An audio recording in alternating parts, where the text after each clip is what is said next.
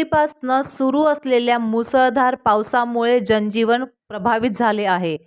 कामठी तालुक्यातील अनेक ग्रामीण भागात पाणी शिरले असून गावांचा संपर्क तुटलेला आहे.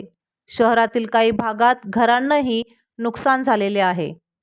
शहरातील घोरपड, अजनी, रन्नाळा, एडखेडा, शिरपूर तसेच इतर गावांमध्येही पावसाने चांगला झड दिलेला आहे.